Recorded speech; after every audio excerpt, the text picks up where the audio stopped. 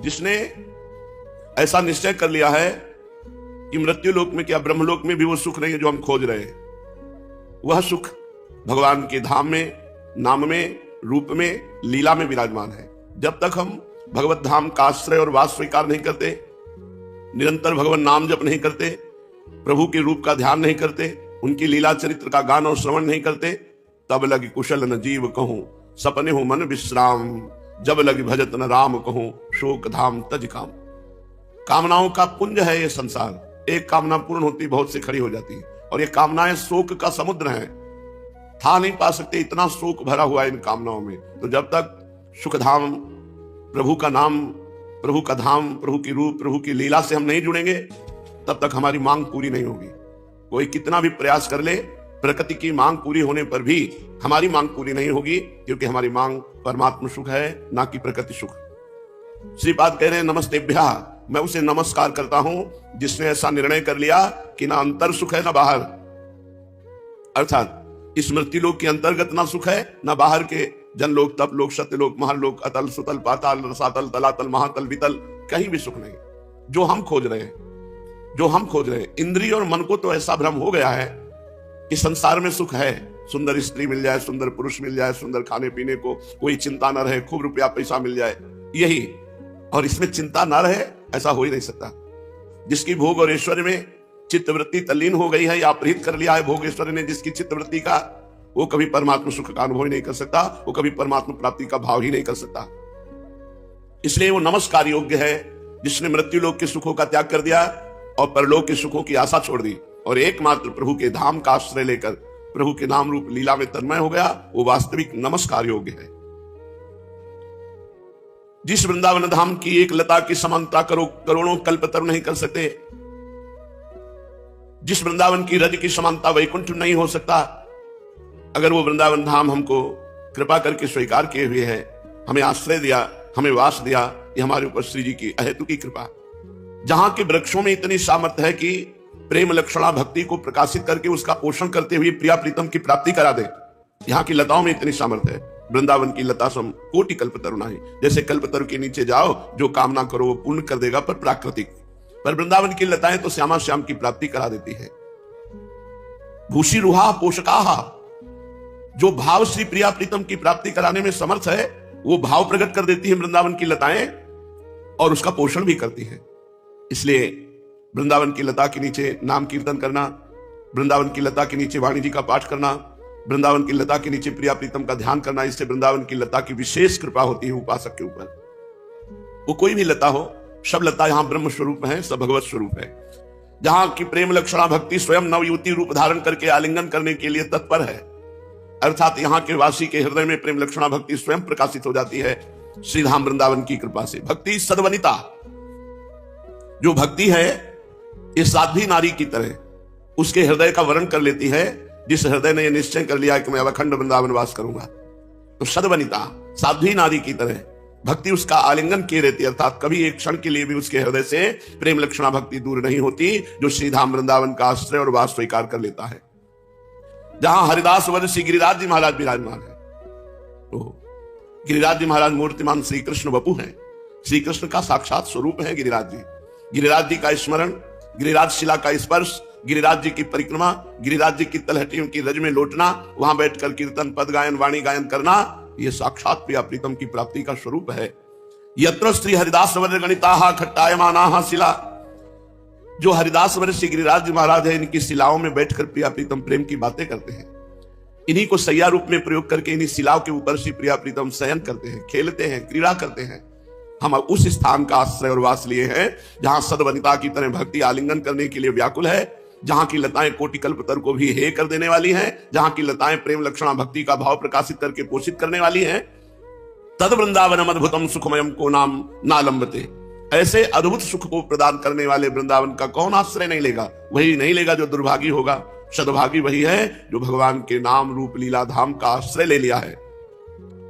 मूढ़ व्यक्ति वृंदावन की महिमा सुनकर भी वृंदावन से आसक्त नहीं होता, लेकिन ये बात अच्छे से समझ लो, विंदन्ति यावत प्रणयम न मंदा वृंदावने प्रेम विलास कंदे, जब तक श्री वृंदावन का तुम आश्रय और वास स्वीकार नहीं करोगे, तब तक प्रिया प्रीतम का प्रेम तुम्हारे हृदय में जागृत नहीं होगा।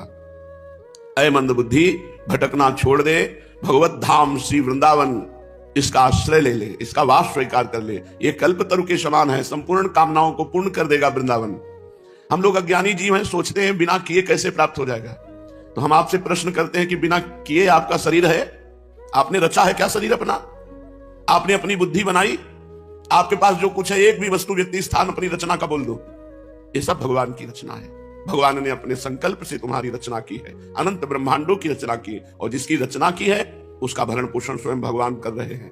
आप केवल यंत्रवत आरूढ़, जैसे यंत्र में आरूढ़ हो खिलौना, वो नाच रहा है, ऐसे आप यंत्रारूढ़ानि मम माया, भगवान की माया के द्वारा नचाए जा रहे हो। अगर ये बात तुम समझ लो तो जीवन मुक्त होने की तैयारी कर लोगे। लेकिन तुम उसी नाचने में मगन हो जो माया नचा रही है। कब तक नाचते रहोगे? कभी तो थको और विश्राम की तरफ भागो। विश्राम है प्रियाजू के गोरे चरणारविंद, पायो परम विश्राम, राम समान प्रभु नाही कहूं। गोस्वामी जी कह रहे हैं, जाकी कृपा लवलेश ते मतिमंद तुलसीदास हो, पायो परम विश्राम, राम समान प्रभु नाही कहूं। ऐसा कहां स्वामी होगा जो अपने जन के अवगुण और अपराधों को न देख करके अपनी हेतु की कृपा से उसे गले लगा ले। ऐसे तो प्रियालाल हैं। अवगुण करे समुद्र सम, गणत नापनो जान, राई के संभजन को मानत मेरु समान। परम विश्राम स्थल श्री प्रियालाल के गोरे चरणारविंद, सावले चरणारविंद है। समय नष्ट मत करो। धाम का आश्रय लेकर सत्संग सुनकर अपनी वृत्ति को भगवदाकार बना दो। उतावलापन भजन में सिद्धि प्राप्त नहीं होने देता। बड़ी जल्दी में नहीं, धैर्यपूर्वक। जैसे मानसिक जब करना है, जिनको अभ्यास करना है, तो हम एकदम उकताओ मत, परेशान मत हो। अगर वृत्ति विषयों की जब जान, बिल्कुल गंभीर बने रहो। बार बार धीरे धीरे मंत्र को केवल चिंतन करो। मानसिक जप नहीं होता, मानसिक चिंतन होता है। मंत्र का मानसिक चिंतन होता है, उसी का श्रवण होता है, उसी का दर्शन होता है, और शांत गंभीर बैठे। मंत्र से मन हटकर विषय में जा रहा, बिल्कुल गंभीर रहो, कोई परेशानी नहीं। एक दो मंत्र अगर हम सुने जा रहे हैं, हम देखे जा रहे हैं, तो बिल्कुल चिंतित मत हो, जाने दो विषयों में उसको। फिर धीरे से लाओ, फिर धीरे से लाओ, फिर धीरे धीरे ये अंदर पकड़ लेता है। जब अंदर ये पकड़ लेता है तो यही विषयों में जाता था, फिर विषयों में जाना बंद हो जाता है। बहुत धैर्य की जरूरत है। अगर 10 मिनट तुम्हारा मन चंचल हो रहा प्रारंभ में, तो बिल्कुल शांत बैठे रहो। भजन नहीं हो रहा, बिल्कुल शांत बैठे रहो, अंदर देखते रहो। जहां अवसर मिले तहां मंत्र लिखो। जा रहा है बिल्कुल जाने दो, ना उबो, ना रोकने की चेष्टा करो, बस मंत्र की तरफ दृष्टि रखो। मानसिक स्थिति आने लगेगी, मन लगने लगेगा जप में। बोले जब तक वृंदावन का आश्रय नहीं लोगे तो वृंदावन के रसिक महापुरुषों का संग नहीं होगा, और जब तक रसिक महापुरुषों का संग नहीं होगा तब तक प्रेम रंग नहीं आएगा। प्रियाजू के चरणारविंद की ठसक वाले रसिकों के संग के बिना वृंदावन का प्रेम अनुभव में नहीं आता। जो निसंकोच विशुद्ध प्रेम लक्षणा भक्ति आगम निगम पुराण के शासन से अलग है, ऐसी भक्ति स्वतंत्र सकल सुख खानी, और बिनु सत्संग न पावे प्राणी। बिना भगवत प्रेमी महात्माओं के सत्संग के ये प्रेम लक्षणा भक्ति नहीं मिलती। और प्रेमी भक्त मिलना ये तो बहुत दुर्लभ बात है। पहले तो भक्त ही मिलना दुर्लभ है, फिर प्रेमी भक्त मिलना, ये तो वृंदावन कृपा करता है और प्रेमी भक्तों का सानिध्य देता है। उनके सानिध्य से प्रिया प्रीतम का प्रेम रंग हृदय में चढ़ता है। इसलिए जहां सदवनिता की तरह आलिंगन करने के लिए भक्ति यहां व्याकुल है, जहां की एक एक लता कोटि कल्पतरु को हे कर देने वाली है, जहां की रज की समानता वैकुंठ भी नहीं कर सकता, ऐसे प्रेम लक्षणा भक्ति प्रदान करने वाले महामहिम श्री वृंदावन धाम का आश्रय और वास स्वीकार करके निरंतर भगवत चिंतन परायण हो। पूज्यपाद श्री सीताराम दास जी ओंकारनाथ महाराज, बड़े नाम प्रेमी महात्मा। ये देहाभिमान, मैं पुरुष हूं, मैं स्त्री हूं, यही तुम्हें बांधे हुए है अशुचि देह में, अपवित्र देह में। तू परम पवित्र है, पर तूने अपवित्र देह को अपना मैं मान लिया है।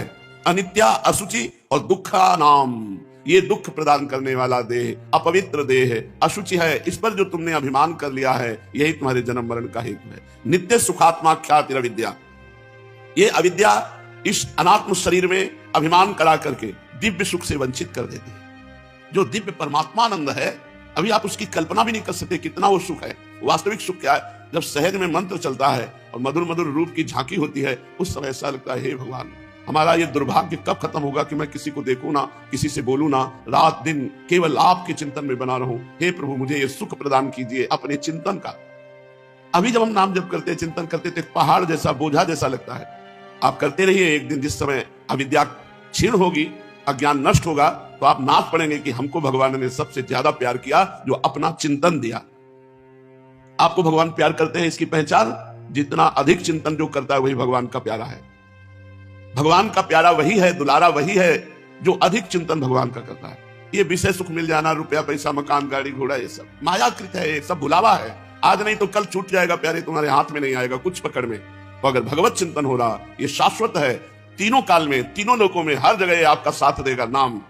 जो आप नाम जप कर रहे हैं, जहां भी जाओगे तुम्हें धनी बना देगा, जहां भी जाओगे तुम्हारे सामने अनुकूलता ही अनुकूलता बिछ जाएगी। अभी प्रतिकूलता मिल रही है तो प्रतिकूलता को सह कर खूब नाम जप कर लो। देह में आत्मा का भ्रम हो गया है, मैं का, ये मैं हूं, ये बुद्धि अविद्या से हुई है, अज्ञान से हुई है। ये देहात्म बुद्धि ही दुख शोक का कारण है। बिना निरंतर नाम जप करे ये देहात्म बुद्धि नष्ट नहीं होगी। ध्यान से सुन लो, मैं स्त्री हूं, मैं पुरुष हूं, ऐसी आत्मबुद्धि हो गई है। यही आत्मबुद्धि अविद्या से होती है और यही अविद्या दुख शोक जन्म मरण का कारण होती है। और ये अविद्या, ये देहात्म भाव बिना निरंतर नाम जप किए नष्ट नहीं होगा। अब इस बात को पकड़ो, कोई कठिन साधन नहीं। राधा राधा राधा राधा राधा राधा राधा, निरंतर नाम जप करने से अविद्या नष्ट हो जाती है, जन्म मरण चक्र से मुक्ति हो जाती है। ये जो देहात्म भाव है यही अविद्या है। अविराम नाम जप, अविराम माने लगातार, बिना रुके। अविराम नाम जप से देहात्म बुद्धि खत्म हो जाती है। क्या सुंदर उपाय बताया। अविराम माने निरंतर, लगातार, तैल धारावत, अखंड, अव्यावृत, तैल धारावत। ये जो तैल धारावत भजन है, इससे देह और संसार का चिंतन छूटा, देहात्म बुद्धि नष्ट हो गई। यही हमारे जन्म मरण का कारण थी। ये ज्ञान हो जाएगा। पंच ज्ञानेंद्रियां, पंच कर्मेंद्रियां, 5 महाभूत और 1 मन, ये 16 कलाओं से बंधा हुआ जीव है। 5 ज्ञानेंद्रियां, 5 कर्मेंद्रियां, 5 महाभूत 15 और 1 मन 16।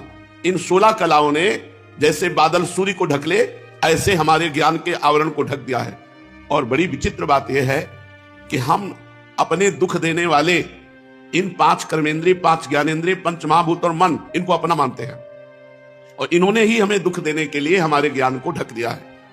अब हमारी नेत्रेंद्रिय मांगती रूप, तो हमको लगता है कि मुझे रूप देखना है। हमारी रसेंद्रिय मांगती है स्वाद, हमको लगता है मुझे अच्छा खाना है। हमारी श्रवणेंद्रिय सुनना चाहती गाना, तो हमको लगता है संगीत सुनना हम चाहते हैं। बस ये तदात्म भाव हमारी दुर्गति का कारण है, यही हमारा अज्ञान है। ये 16 कलाएं, 5 ज्ञानेंद्रियां, 5 कर्मेंद्रियां, पंच महाभूत और 1 मन, इन्होंने मेरे ज्ञान को ढक दिया है। और ये अज्ञान हमारे हृदय में आ गया कि पंचभूत रचित शरीर मैं हूं, जो इंद्रियों की मांग है वो मेरी है, जो मन की मांग है वो मेरी है। यही दुर्गति हो रही है। इस आवरण का फल क्या है? इन 16 के अंतर्गत यदि हम बंधे हुए हैं तो इसका फल क्या है? जलन, दुख, शोक, जन्म मरण, ये इसका फल है।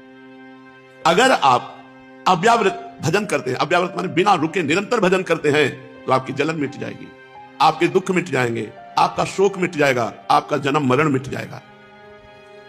अब अगर बात समझ में आ गई हो तो व्यर्थ समय मत गंवाना। जो गति ब्रह्मबोध संपन्न ज्ञानी की होती है, जो गति असंप्रज्ञात विचक्षणा समाधि योगी की होती है, वही गति निसंशय निरंतर नाम जपने वाले की होती है। वही गति निरंतर नाम जपने वाले की होती है। ये बात पकड़ लो, महापुरुषों की बातें हैं।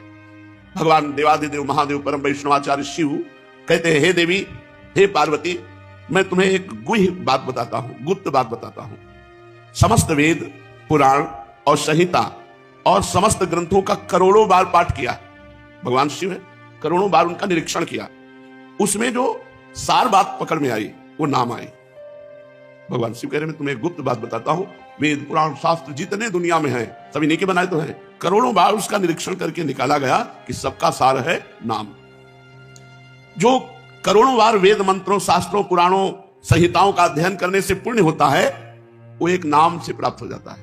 नाम चाहे जैसा भी पापी हो, प्राण छूटते समय किसी भी प्रकार से यदि वो एक बार भगवान नाम उच्चारण कर लेता है, तो वह उत्तरायण में सूर्य मंडल को भेद कर जो योगी लोग परम धाम को जाते हैं, वो उसी परम धाम को नाम जापक जाएगा, यदि अंत समय भगवान का नाम आ जाए। अंत समय नाम आना बहुत कठिन होता है, क्योंकि जन्मत मरत दुषा दुख हुई। जब प्राण प्रयाण का समय होता है तो कफ पित्त वात ये तीनों अपनी मर्यादा से ऊपर उठ जाते हैं और बड़ा ही दुख होता है। नस नाड़ियों में कफ व्याप्त हो जाता है, सांस लेने में परेशानी आती, पित्त बहुत ज्वलनशील बढ़ जाता है, वायु बढ़ जाती है, सन्निपात स्थिति आ जाती है। उस समय भयानक पीड़ा में कौन भगवान का स्मरण करे? तो जीवन भर यदि स्मरण किया है तो उस समय भगवान की कृपा से भगवान का नाम नहीं छोड़ता। जीवन भर हमने नाम पकड़ने की कोशिश की, अंतिम समय भगवान का नाम पकड़ लेता है। अंतिम समय जिसके मुख से भगवान नाम निकल गया तो सूर्य मंडल का भेदन करके दुंदुभी बजाते हुए जो योगी उत्तरायण की गति को प्राप्त होता है वही नाम जापक को प्राप्त होता है। तुम्हें संदेह नहीं होना चाहिए कि बड़े कठिन साधनों के द्वारा, योग आदि के द्वारा जो प्राप्त किया जा सकता है वो बिना किसी संशय के सरल ढंग से नाम जप करते हुए प्राप्त किया जा सकता है। तुम अभ्यास करो, एक क्षण एक मुहूर्त भी नाम ना छूटने पावे। इच्छा, अनिच्छा, लय, विक्षेप ये भजन में बाधा पहुंचाते हैं। किसी भोग की इच्छा नहीं, अनिच्छा ये मुझे नहीं, ये चाहिए। इच्छा और अनिच्छा और लय, भजन में बैठे सो गए। भजन की जहां बात है मन नहीं लगता। भजन के लिए तो प्रमाद स्थिति ये और विक्षेप, बार बार किसी कामना का, विषय भोग का, नाना प्रकार के व्यवहार का चिंतन करना भजन में ये विक्षेप है। इच्छा, अनिच्छा, लय, विक्षेप ये भजन नहीं होने देते। इसलिए इस अवस्था में जब तुम्हारे अंदर बहुत इच्छा प्रकट हो रही हो या संकल्प विकल्प चल रहा हो, चुनना हो किसी भोगों को, उस समय जोर से नाम चलाओ, उसको चुनने मत दो, संकल्प मत बनने दो। वो आपको चुप करेगा, अपनी बात रखेगा। आपको चुप नहीं होना और अपनी बात उसके सामने रखनी, राधा राधा राधा। तो इच्छा और अनिच्छा से ऊपर उठ जाएंगे, लय और विक्षेप पर विजय प्राप्त कर लेंगे। हमें हारना नहीं है। हम लोग क्या करते हैं, हार जाते हैं। जब ये अपनी मनमानी चलाना चाहता है तो हम उसी का मनन करने लगते हैं और नाम छूट जाता है। जहां नाम छूटा तो अपनी तरफ घसीट ले गया। अगर नाम चल रहा है तो इसकी ताकत नहीं कि हमको अपनी तरफ घसीट पावे। तुम्हें जिह्वा पर ध्यान देना है। जिह्वा के अग्रभाग को हिलाते हुए निरंतर नाम का अभ्यास करो। ढेर सारा नाम रूपी धन इकट्ठा कर लो, अंतिम दिन काम आएगा। बाबा कह रहे हैं अंतिम समय काम आए। आज की मेहनत अंतिम में रंग लाएगी। जब तुम्हारे जाने का समय होगा तब निकलेगा राधा और लाडली जो आपके नेत्रों के सामने होंगी और आपका जन्म जन्म का भटकना बंद हो जाएगा। घोर पापी लोग जब भगवान का नाम लेते हैं तो धीरे धीरे उनके पाप नष्ट होते हैं, जबकि सामान्य पापियों के पाप तो जल्दी नष्ट हो जाते हैं, लेकिन जो महत पापी होते हैं उनको ज्यादा दिन नाम जप करके पाप को नष्ट करना होगा। जो सात्विक प्रभाव के लोग हैं उनका तो बहुत जल्दी पाप नष्ट हो जाता है, हृदय द्रवित होने लगता है। नाम का एक एक अक्षर सच्चिदानंद में ज्योतिर्मय है। जैसे रा बड़ा की मात्रा, धा बड़ा की मात्रा, बोले सच्चिदानंद में है, ये तेजोमय है, ये ज्योति बिंदु स्वरूप है। साधक आंख, नाक, रोम रोम में नाम को बसा ले। नाक में कैसे? नाक के तालू के स्थान पर एक ठसक से आवाज निकाली जाती है। श्वास की कटिंग करके, श्वास ले रहे हैं उसको काट करके निकाल रहे हैं, चल रहा है नाम। जैसे आप कभी कोई गुनगुनाते हैं तो नाक से ही तो गुनगुनाते हैं, उसे और धीमा करो, आवाज बाहर न निकलने पर फिर गुनगुनाओ। तो कह रहे हैं आंख, नाम लिखा दिखाई दे रहा है, नाक उसकी ठसक से उच्चारण कर रहे हैं, कान वही हम सुन रहे हैं। आंख, नाक, कान, फिर रोम रोम नाम का इंजेक्शन लगाओ, परमानंद में डूब जाओ। पूज्य बाबा कहते नाम के सिवा कोई और उपाय नहीं कि ऋषि ऋण से मुक्त कोई हो जाए। मातृण, पितृण, देवऋण, ये तो जे भी भगवान के शरणागत हुआ जाता है सो इनसे मुक्त हो जाता है, क्योंकि सच्ची माता भगवान है, सच्चे पिता भगवान है, सच्चे देव भगवान है। तुम्हें माता च पिता तुम्हें बंधुश्च सखा तुम्हें। लेकिन बिना नाम जप के ऋषि ऋण से नहीं उतर सकते। अगर ऋषि ऋण से मुक्त होना है, जन्म मरण से मुक्त होना है तो नाम जप। सबसे मधुर से मधुर मीठा नाम भगवान नाम है। कृष्ण बोलो, राम बोलो, शिव बोलो, राधा बोलो, हरि बोलो। मंगलों का भी मंगल करने वाला भगवान का नाम है। अरे भगवान का भी मंगल करने वाला भगवान का नाम है। आप भागवत में पढ़ के देखिए, जब तृणावर्त भगवान को उठाकर आकाश में ले जाता है, भगवान उसका उद्धार करते हैं, तृणावर्त की छाती में भगवान मिलते हैं, तो ब्रजवासी जन उन्हें गोद में उठाते, मैया अपने हृदय से लगाती, फिर जाकर के भगवान नामों से भगवान की रक्षा करते हैं। ऋषिकेश तेरी अमुक जगह रक्षा करे, वासुदेव तेरे अमुक जगह रक्षा करे। भगवान के नामों से भगवान की रक्षा कर रहे हैं। पता चला कि भगवान का नाम इतना समर्थ है कि वो भगवान की भी रक्षा कर ले। तो कह रहे हैं मधुर मधुर ते तन मंगलम मंगलानाम, मधुर मधुर में तन मंगलम मंगलानाम। ये मधुर से भी मधुर है भगवान नाम, मीठा से भी मीठा है, और मंगलों का भी मंगल करने वाला है। मंगल भवन भगवान का भी मंगल करने वाला है। फिर हम जीव का मंगल होने में कौन सी संशय वृत्ति है? समस्त वेद रूपी लता का ये मधुर रस फल है भगवान नाम। नाम जब कर रहे हो तो वेद का फल का स्वाद ले रहे हो, और नाम चिन्मय स्वरूप है। ऐसा ये भगवान नाम है, ऐसा कृष्ण नाम है, हरि नाम है, राधा नाम है। श्रद्धा से ले अथवा अवहेलना से, कैसे भी मात्र भगवान का नाम जीव का उद्धार करता है। भाव से, कुभाव से, श्रद्धा से, अवहेलना से। अरे तुम क्यों चुप हो? नाम ले लो, ये मधुर रस है, बड़ा मादक है, बड़ा नशा है नाम में। नाम के माधुर्य का चस्का लग गया तो समझ लो सब कुछ प्राप्त कर लिया। नाम ही ईश्वर है, नाम ही मधुराति मधुर है, नाम ही बहुत विशद महिमा वाला है। अर्थात जीव की तो बात जाने दो, ऋषि मुनियों की बात जाने दो, कहां लगी नाम बड़ाई, राम न सकहि नाम गुण गाई। स्वयं भगवान भी अपने नाम की महिमा, इतना विशद महिमा है कि स्वयं अनंत शक्ति संपन्न भगवान भी नाम की महिमा का पार नहीं पाते। देखो, कोई भी मिष्टान, मिठाई जब जिह्वा पर रखते हैं तो रसेंद्री तुरंत माधुर्य का बोध कराती है, कितना मीठा है, सरस है, लेकिन कुछ क्षणों के बाद अरुचि हो जाती है। कोई भी पदार्थ कितना भी मीठा हो आप खाओ, थोड़ी देर में अरुचि हो जाएगी, बस पदार्थ का सेवन रुक जाएगा, स्वाद माधुर्य खत्म हो जाएगा। पदार्थ अधिक सेवन नहीं कर सकते, 10 मिनट पाओगे, 20 मिनट पाओगे, इसके बाद रुक जाओगे। लेकिन नाम का तुरंत माधुर्य अनुभव में नहीं आता, मिठाई का तो तुरंत आ गया। ये प्रश्न भी हुआ था, नाम का तुरंत नहीं आता, बड़ा विलक्षण मीठा है। जब इसे वैखरी में जिह्वा पर रखोगे, राधा राधा राधा, मिठाई तो एक प्राकृतिक मीठा है, ये तो चिदानंद मीठा है, लेकिन ये तुरंत नहीं लगेगा, तुरंत जलन पैदा शुरू हो जाएगी। जो ही नाम शुरू करोगे प्रारंभ में तो मन भागेगा, बड़ी घबराहट सी लगेगी, एक अरुचि सी लगेगी, कोई स्वाद नहीं आएगा, क्योंकि पहले नाम तुम्हारे पाप नष्ट करेगा, तुम्हारा मल नष्ट करेगा, विक्षेप नष्ट करेगा। फिर धीरे धीरे इसमें आसक्ति होती है, धीरे धीरे इसका स्वाद आता है, और जहां स्वाद आया तो प्रतिपल कई गुना स्वाद नाम का बढ़ता चला जाएगा। हमने महापुरुषों को देखा है, घूर्णित नेत्र, जैसे नशा पिए हो और नेत्र घूम रहे हो, ऐसे घूम रहे हैं, क्योंकि नाम का नशा आसव चढ़ा हुआ है, रसासव। जैसे हरिवंश निकट दासीजन लोचन चसक रसासव गटकत, जैसे रूप में मादकता है, ऐसे नाम में मादकता है। प्रभु के नाम की मादकता से ही रूप का प्रादुर्भाव होता है। देखिए, रूप नाम आधीना, नाम के अधीन ही रूप का प्रकाश होता है। वो कंठ वैकुंठ से संबंध कर लेता है जब कंठ में नाम चलने लगता है। कंठ में नाम चला, मानो वैकुंठ में परम धाम से तुम्हारा संबंध हो गया। वो कंठ धन्य है जिससे नाम निकल रहा है।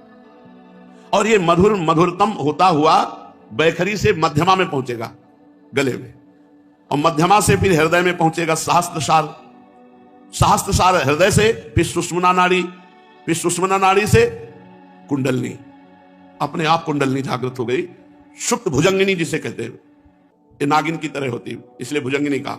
वो नाम जाके इतनी जोर से चोट पहुंचाता है कि कुंडलनी जागृत हो जाती, और जे ही कुंडलनी जागृत हुई तो सब ज्ञान विज्ञान सिद्धियां रिद्धियां सब जागृत हो जाती है। कितना सुंदर अनुभव बता रहे। वैखरी माने जो हम बोल रहे हैं, इससे नाम मध्यमा में पहुंचा, मध्यमा से हृदय जिससे सहस्त्रसार कहते हैं, हृदय में जब नाम पहुंचा तो सुषुम्ना नाड़ी में नाम पहुंचा, सुषुम्ना से सुप्त कुंडलनी को जाकर के धक्का मारा नाम ने, कुंडलनी जागृत हो गई। जो बड़े बड़े योगी जन बड़ी कठिनाई से जागृत करते हैं नाम जापक की, वो सहज में कुंडलनी जागृत हो जाती है। अब तो श्वास प्रतिश्वास, रोमांच, स्पंदन, कंपायमान शरीर, अश्रु, पुलक, ये सब दिव्य भाव जागृत हो जाते हैं। देहाभिमान कब का विगलित हो जाता है। उसी सहस्त्रसार, बहुत सुंदर बात है, जो हृदय है, सहस्त्रसार में अनेक हजारों करोड़ों जन्मों की स्मृतियां दबी हैं। जब कुंडलनी जागृत हुई, सहस्त्रसार कमल खिला, तो उसे अनेक जन्मों की अपनी पूरी इतिहास दिखाई देने लगा। पीछे जन्म में था, 98 जन्म में था, 108 जन्म में था, ऐसे। जैसे भीष्म जी कह रहे हैं कि 100 जन्म तक तो मैं देख रहा हूं, तो भगवान ने कहा और आगे देखो। तो सहस्त्र सहस्त्र जन्मों की स्मृतियां उसकी जागृत हो जाती है। तुम्हारे इस जन्म के देहाभिमान ने जन्मांतरों की स्मृति को रुद्ध कर दिया। जहां यह देहाभिमान गलित हुआ, तो ही अनंत जन्मों की स्मृति जागृत हो गई। अब सुषुम्ना से जप होने लगा, अविद्या नष्ट हो गई, कारागार गृह खुल गया, बंधन खुल गया, और जीव जीवन मुक्त होकर भगवत राज्य में विचरण करने लगा। जीव ही दूसरों से सुख लेना बंद हुआ और भजन का सुख प्रकट हुआ, तो पूर्व जन्म से कैसे तुम मनुष्य बने, क्या थे, ये तुरंत स्मृति खुल जाती है। इस बात का भली भांति ज्ञान हो जाता है कि ये योग वासिष्ठ में वर्णन है। सरस्वती जी अपनी शिष्या को दिखाती हैं, उनके पति युद्ध में मारे जाते हैं, राजा होते हैं, तो बहुत विलाप करती हैं और सरस्वती जी का स्मरण करती है। सरस्वती जी उनकी मित्र थी। तब उन्होंने कहा कि तुम इनको पति मानती थी इसलिए विलाप कर रही हो, आओ तुम्हें दिखाएं कितने तुमने पति बनाए, पुत्र बनाए, कितनी बार तुम्हारा जो पति है तुम्हारा पत्नी बना, ये आओ हम तुम्हें दिखा। कई जन्मों के घरों में ले गई और बोले इस जन्म में तुम्हें, और उसको स्मृति जागृत होती जा रही, हाँ हाँ हाँ, तो बोले बस ये खेल चल रहा है। तभी वो विशुद्ध ज्ञानी चुड़ैला जी नाम से प्रसिद्ध हुई, बहुत बड़ी महापुरुष हुई। सरस्वती जी की कृपा से उनको बोध हो गया। तो जो ही किसी से कोई प्रतिग्रह नहीं लेता, बाह्य सुख का त्याग किया और आंतरिक नाम जप का सुख प्राप्त हुआ, तो देहाभिमान गलित हुआ। यही देहाभिमान स्मृति को नष्ट किए हुए है। जो ही देहाभिमान गलित हुआ तो अनेक जन्मों की स्मृति उसको जागृत हो जाती है। अब सुषमना से जब जब चलता है तो देह भाव का त्याग होकर के जन्मांतरों की स्मृति में जब आया, मैं कौन था, मैं क्या क्या बना, तब उसको सच्चा वैराग्य हो जाता है इस जन्म से। सब नाटक, पूर्व जन्म में क्या था, पूर्व जन्म में क्या था, उसके पहले क्या, ये सब चला रहा है, तो ये भी सत्य नहीं है। क्या क्या था, कौन कौन बना, ये सब स्मृति प्रकाशित हो जाती है। तब उस समय उसे नाम से अनुराग हो जाता है। बड़ी उपलब्धियां नाम से प्राप्त हुई, तो अब नाम वो छोड़ नहीं सकता। स्त्री, पुत्र, विषय, वैभव, लोक, परलोक, सबसे वैराग्य हो गया जब स्मृति जागृत हुई। उसके पश्चात उसको नाम इतनी आसक्ति हो गई कि वो मधुर से मधुर नाम पश्यंती में पहुंच गया। बैखरी, मध्यमा, सहस्त्रसार, सुषमना, कुंडलनी, पश्यंती। अब पश्यंती में नाम नामी एक हो गए। जे ही नाम नामी एक हुए तो मूलाधार से जब शुरू हो गया परावाणी। अब ये पहुंच गया ऐसी स्थिति में जहां से पतन नहीं होता। अब ये दिव्य भगवदानंद पूरे संसार का कल्याण करने की सामर्थ्य रखता है, जिसकी परावाणी से ब्रह्मनाद हो रहा है, भगवन्नाद हो रहा है। देहाभिमान तो मध्यमा में ही गलित हो गया था। जे ही वैखरी से मध्यमा में पहुंचा, देहाभिमान गलित हो गया, शास्त्र सार खुल गया, सुषुम्ना नाड़ी में जप हुआ, कुंडलनी जागृत हो गई, पश्यंती में पहुंचते ही परावाणी से चलने लगा नाम। अब ये सतरति सतरति लोकांतार्यति, स्वयं तर जाता है, स्वयं तर जाता है, लोक के लोक को तार देता है। नाम और आसक्ति हृदय में प्रकट हुई। अब डूब गया परा अवस्था में। हे प्रीतम, तुम्हें कैसे समझावें कि मधुराति मधुर नाम कितना मीठा है, कितना महिमामय है। करुणाकर, आनंद कंद, अति सुंदर, आनंद की उपलब्धि बड़ी विलक्षण है। आहा, जिह्वा से केवल नाम उच्चारण करने से परा अवस्था को प्राप्त हो गया। परावाणी से जब परा अवस्था को प्राप्त हो गया, कितना परमानंद, महा उत्सव। ये भगवान नाम, जय हो भगवान नाम की, आज मुझे अति गुह्य ज्ञान करा दिया, मैं धन्य हो गया। हे भक्तवत्सल, अंतःकरण में एक अभिलाषा जाग उठी है कि अब मैं कुछ दिन और जीऊं। अब मैं अपने आपके धाम में आना चाहता, अब मैं जीना चाहता हूं, क्योंकि मैं इस नाम का स्वाद लेना चाहता हूं। जब परावाणी से नाम हुई तो बोले अब एक अभिलाषा जागृत हो गई, अब इस स्थिति में रहकर कुछ दिन जीऊं और ये स्वाद लूं नाम का, तब फिर अपने धाम में प्रभु बुलाना। तुम्हारी निरपेक्ष सद्भावना से भगवान प्रसन्न हो जाएंगे और तुम्हें समय दे देंगे, जैसे अजामिल को समय दिया। अजामिल ने यही मानो मांगा भगवान के पास, तो उसे कह तो नहीं पाया, लेकिन अंदर से कि जिस नाम को मैंने अपने बालक के उद्देश्य से उच्चारण किया तो उससे भगवत पार्षदों का दर्शन हुआ, धर्ममयी बात सुनने को मिली। अगर मुझे थोड़ा समय मिल जाए तो मैं इस नाम को खूब जप करूं। तो भगवान के पार्षद अंतर ध्यान हो गए। यमदूत तो पहले ही चले गए थे, अब वो हरिद्वार में जाकर गंगा स्नान करके देव मंदिर में एकांत में खूब नाम जप करते हुए भगवान को प्राप्त हुआ। वैसे तो कलयुग अनंत दोषों की खान है, पर इस कलयुग में एक महान और अलौकिक गुण है। केवल भगवान के नाम जप, नाम कीर्तन से उच्च अवस्थाएं प्राप्त हो जाएंगी, परम धाम को प्राप्त करा देगा ये नाम जप। तभी तो तुम्हें कहता हूं हे प्रिय, मंगल का भी मंगल करने वाला नाम है, वेद रूपी लताओं का फल है। भूत भविष्य वर्तमान तीनों कालों में कोई ऐसा नाम के बराबर साधन नहीं है। ये चैतन्य है, नाम जड़ नहीं है, नाम चैतन्य स्वरूप है। तुम जड़ देह का संग करके स्वयं जड़ की अनुभूति में आ गए हो। नाम जप करो, तुम्हारे चैतन्य स्वरूप में नाम चैतन्य है, स्थित कर देगा। पंचभूतों द्वारा निर्मित इस जड़ देह का बोझा त्याग दो, चैतन्य स्वरूप नाम का निरंतर चिंतन करो। यदि मेरे कहने पर तुम्हें अभी समझ में ना आए तो समझ लो कि तुम्हारा क्या होना है। अगर इतना समझाने पर भी तुम्हें नाम जप में प्रीति ना हो, नाम जप में रुचि ना हो, तो समझो परिणाम कि तुम्हारा क्या होना है। अभी कुछ और बकाया रह गया है। जब कह दिया कि अश्रद्धा से, अवहेलना से कैसे भी नाम लो, तुम्हारा उद्धार कर देगा नाम। संकेत से, अवज्ञा से, परिहास से, जैसे भी बने वैसे तुम नाम लो, तुम निष्क्रिय हो जाओगे। बालक हो, वृद्ध हो, युवा हो, अज्ञानी हो, ज्ञानी हो, कोई भी हो, नर हो, नारी हो, कोई भी हो, समान फल प्रदान करेगा नाम। समान फल, कोई भी नाम जप करके देखो। नाम इस दारुण भवसागर से घोर पापी को भी परम पद प्रदान करेगा। घोर तापी को, घोर रोगी को, शोकार्त को नाम परम मंगल में कर देगा। कह रहे हैं कि जो वृंदावन का आश्रय लेता है, वास स्वीकार कर लेता है, वो श्री कृष्ण के प्रेम रस में निश्चित डूब जाता है। कैसे? बोले वृंदावन में सदगुरु का वर्ण करो, उनके द्वारा निकली हुई उपासना पद्धति जो श्रीमुख से है उसका अनुष्ठान करो, उनके बताए हुए मार्ग पर चलो, नाम मंत्र जो उन्होंने दिया उसका सदा चिंतन करो और प्रारब्ध के अनुसार जो दुख सुख आ जाए उसे भोग लो। यहाँ ये नहीं कह रहे कि उसे मिटाने की चेष्टा करो, उसे भोग लो तो क्या होगा, तुम भगवत प्राप्त हो जाओगे। ये सिद्धांत है। इसीलिए संत महात्मा बड़े बड़े आप देखो जो दिव्य हुए, उन्होंने अपने प्रारब्ध को नहीं मिटाया, दूसरों के प्रारब्ध को स्वयं लेकर भोग लिया, अपने प्रारब्ध को तो भोगा ही, औरों के भी प्रारब्ध को भोग लिया कि ये भजन करने में कमजोर हैं, प्रारब्ध आएगा इनको छीण कर देगा, चलो तुम आगे बढ़ो, हमें तो कोई फर्क नहीं पड़ता, प्रारब्ध को अपने ऊपर ले लिया। उसे श्री जी सहसा हृदय में प्रकाशित होकर प्रेम रस में डुबो देती है। ये धाम की कृपा, धाम में गुरु बनाने की कृपा, गुरु के मुख से निकले हुए नाम मंत्र का निरंतर चिंतन करने की कृपा से प्रियालाल का सहसा, सहसा माने कभी भी अचानक हृदय में प्रकाश हुआ और आप डूब गए। वो जब आप समर्पण आपका पूर्णता होता है तब ये स्थिति आती है। अचानक खड़े हैं या बैठे हैं या क्रियारत हैं, एकदम वृत्ति गोल, एकदम वृत्ति समाहित हो गई, एकदम डूब गई, क्या कहना है क्या करना है कुछ सुधी नहीं, मात्र एक सामने प्रियालाल, उनकी दिव्य माधुरी, दिव्य लीला, सच्ची मानिए निहाल हो जाओगे। बस एक जीवन का खेल है, जितना तुम्हारा जीवन बचा है उसे प्रियालाल के चरणों में समर्पित कर दे। संत वाणी, महापुरुषों के वचन हमको सदैव अध्यात्म मार्ग के बाधाओं से बचाते हैं और अध्यात्म मार्ग में पुष्ट करते हैं।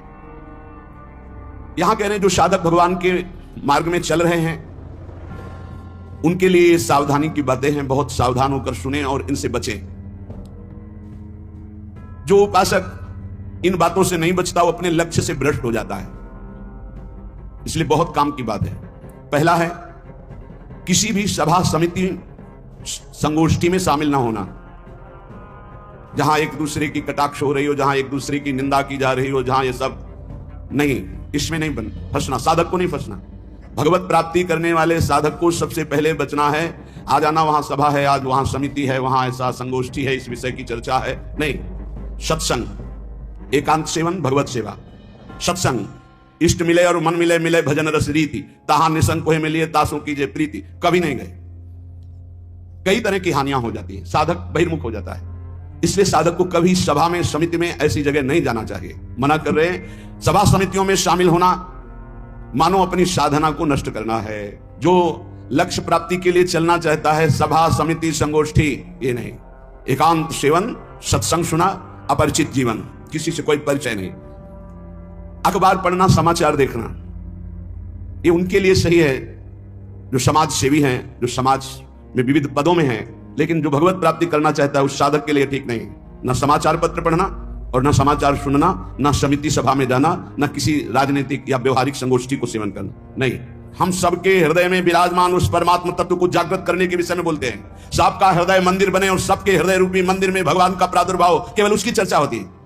जिस प्रभाव से अनंत जन्मों से हम भटक रहे हैं, उस माया की मलिनता का नाश करके सच्चिदानंद प्रभु में स्थित होने की चर्चा होती है। बहुत चर्चाएं हो रही हैं, कम से कम एक चर्चा तो पकड़ो जिससे तुम्हारे हृदय मंदिर के पट खुले और तुम्हें साक्षात्कार हो जाए भगवान का। जब तक हृदय मंदिर में भगवान प्रकाशित नहीं होंगे तब तक कुछ काम बनने वाला नहीं। तो सत्संग हृदय मंदिर के पट खोलता है, सत्संग ज्ञान चक्षु खोलता है, प्रेम नेत्र खोलता है।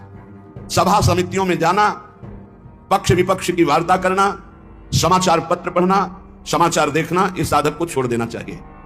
दूसरा, कोई भी मनुष्य तुम्हारे जीवन में विशेष अधिकार प्राप्त न कर पावे, कोई भी पूरी सृष्टि में विशेष अधिकार, अरे वो अपने हैं, तो फिर श्यामा श्याम तुम्हारे कैसे रहे?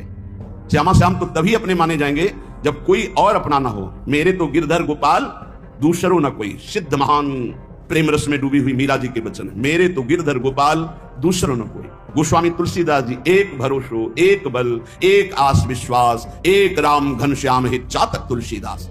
किसी भी मनुष्य से विशेषता पूर्वक आपका संबंध ना होने पावे, स्थान विशेष में आसक्ति ना होने पावे, वस्तु विशेष में स्वाद ना आने पावे। भगवत प्राप्ति करना है तो दूसरी बात, सावधानी पूर्वक, कोई हमारा विशेष नहीं, कोई खास नहीं, कोई वस्तु व्यक्ति स्थान कोई विशेष हमारे नहीं।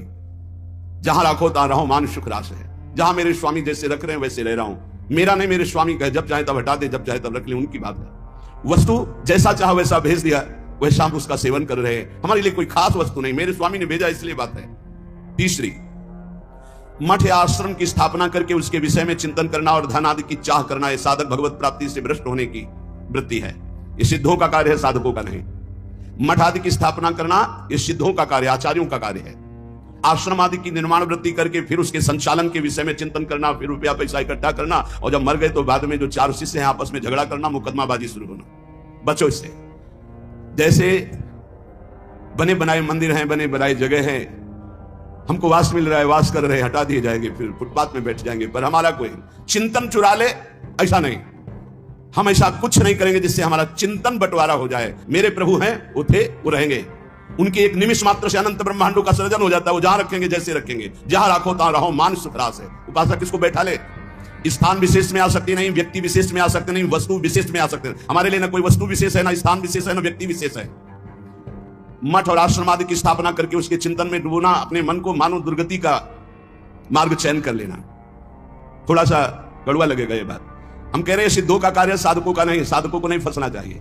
अगर साधक फंसेगा तो नष्ट हो जाएगा, पक्का, इसमें कोई संशय नहीं। अगर साधक ये सिद्धों का खेल है, जो स्वात्मानंद में मगन है वो पूरा साम्राज्य चला सकते हैं, लेकिन जो साधक है अगर इस प्रपंच में फंसा तो मारा जाएगा। जब तक भगवत साक्षात्कार ना हो तब तक होश में मठ और आश्रम आदि की स्थापना करके उसके चलाने की चिंता करना, ये सब बिल्कुल परमार्थ से भ्रष्ट कर देने की बात है।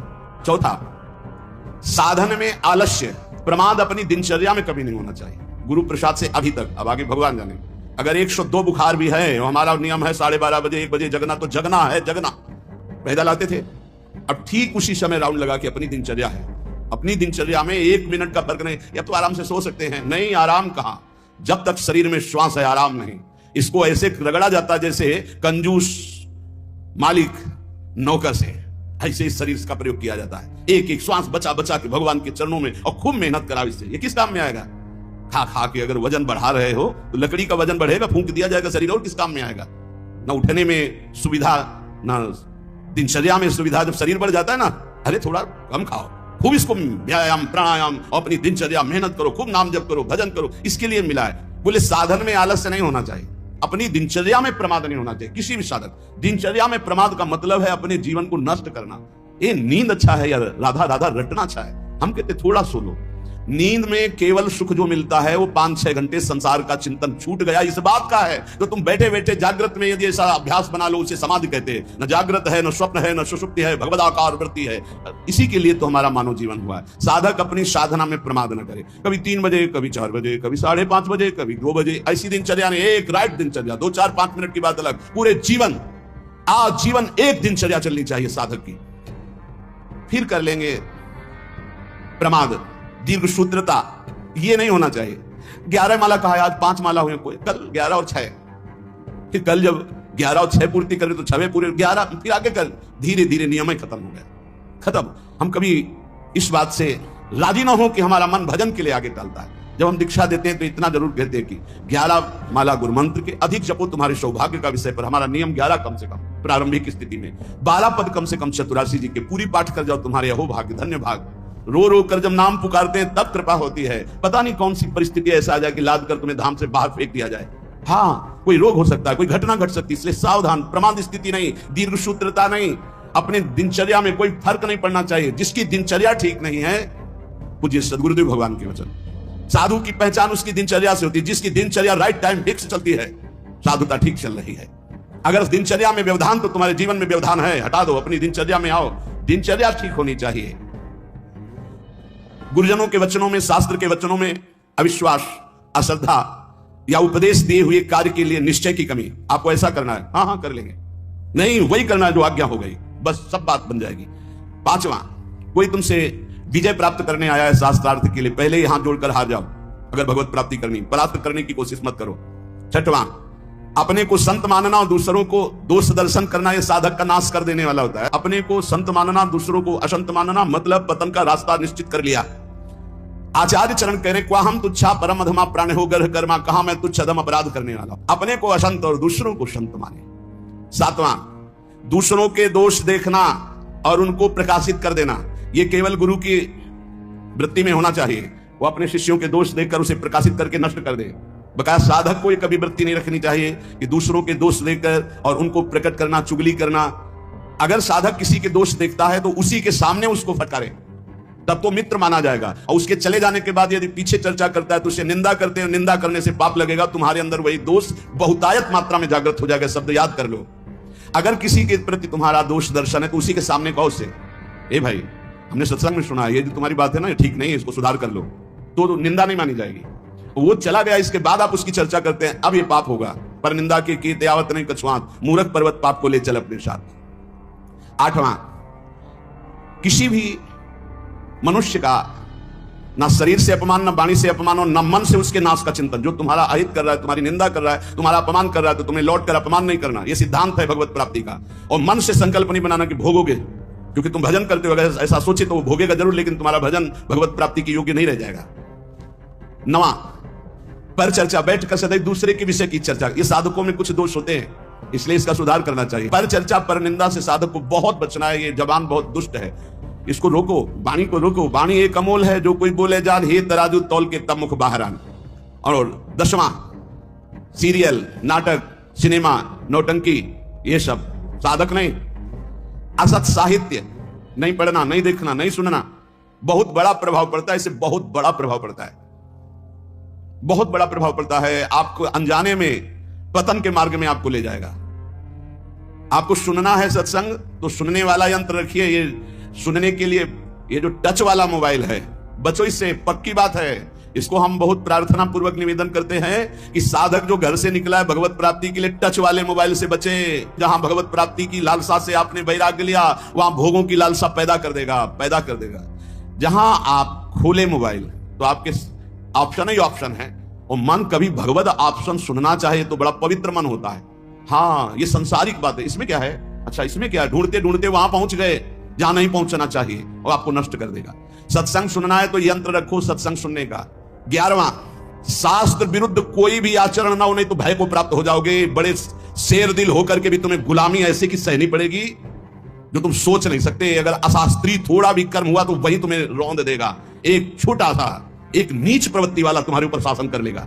हमारी बात को समझना, जो लिखा है, शास्त्र विरुद्ध कोई भी आचरण तुम्हारे शेर दिल को रौंद देगा। शेर दिल का मतलब समझते हो? साधु सिंहवत होता है, बिल्ली बना देगा। वही तुम्हें डाउन होना पड़ेगा, वही तुम्हारी हंसी उपहास, वही तुम्हारी निंदा हो जाएगी, अशास्त्रीय आचरण। 12वां, बड़ों के आने पर खड़े हो जाना चाहिए, नहीं तो प्राण शक्ति कमजोर होती है। अपने से पूज्य और बड़े जन आवे तो हाथ जोड़कर खड़े हो जाने से हमारी प्राण शक्ति मजबूत होती है। पक्का मानो, ये जो दिल कमजोर हो रहे हैं ना, इसका कारण खान पान, व्यवहार अशास्त्रीय। ये जो सुबह 8-10 बजे तक सो रहे हैं, आयु नष्ट हो रही। ये जो नाना प्रकार के बाहरी भोजन कर रहे हैं, इनसे अपने यंत्र कमजोर हो रहे हैं। जो अशास्त्रीय कार्य हो रहे हैं, उनसे जीवनी शक्ति नष्ट हो रही, प्राण शक्ति कमजोर हो रही। पक्का मानिए, आज प्रायः लोग ऐसा ही है कि 1-2 बजे रात्रि के सोते हैं और 8-10 बजे जगते हैं। हमारी प्रार्थना है भुवन भास्कर उदय हो रहे और आप सो रहे, तो आपकी श्री, कीर्ति, यश, पवित्रता, प्राण शक्ति, जीवन शक्ति, इन सब का नाश हो रहा है। अरे प्रातः काल भगवान उदय हो रहे हैं, हाथ जोड़कर प्रणाम मात्र कर लो, नार्घ दो तो प्रणाम तो कर लो, भुवन भास्कर पधारे सूर्य नारायण। लेकिन नहीं, 10-11 बजे तक सोते, प्रायः दिनचर्या बन रही। सही माने में 10 बजे सो जा, 11, 12, 1, 2, दिन में 1 घंटा विश्राम। जिसको दिन में विश्राम नहीं तो 9 बजे सो जाओ। 5 घंटे सो जाना बहुत होता है, 5 घंटे बहुत। अभ्यास योग युक्ते, जैसा आप अभ्यास कर लो वैसा। आपने अभ्यास कर लिया 3 घंटे में, तो 24 घंटे में 3 घंटे में काम हो जाएगा। आप अभ्यास कर लो। अरे साधना एक बार सोने का समय। ये मंत्र पढ़ना चाहिए। त्वं देव्यादि वराहेण रसायाः स्थानमिच्छता उद्धृता से नमस्तुभ्यं पापमानं में प्रणाशय। संस्कृत ना आवे तो हिंदी से, हे देवी, प्राणियों के स्थान देने की इच्छा से वाला भगवान ने रसातल से तुम्हारा उद्धार किया था। हे पृथ्वी देवी, तुम्हें नमस्कार है, तुम मेरे पापों को नष्ट कर दो। ऐसा कहते हुए और सुअर की खोदी हुई मिट्टी से पूरे शरीर को मलकर फिर नदी में स्नान करें। इसके बाद अपने नित्य नैमित्तिक नियमों को पूरा करके एकाग्रचित्त से मूर्ति, वेदी, सूर्य, जल, अग्नि और गुरुदेव रूप से भगवान की पूजा करें। फिर प्रार्थना करें, प्रभु आप सर्वशक्तिमान हैं, अंतर्यामी और सबके आराधनीय हैं। समस्त प्राणी आप में और आप समस्त प्राणियों में निवास करते हैं, इसी से आपको वासुदेव कहते हैं। आप समस्त चराचर जगत और उसके कारण के भी साक्षी हैं। हे भगवान वासुदेव, मैं आपको नमस्कार करती हूं।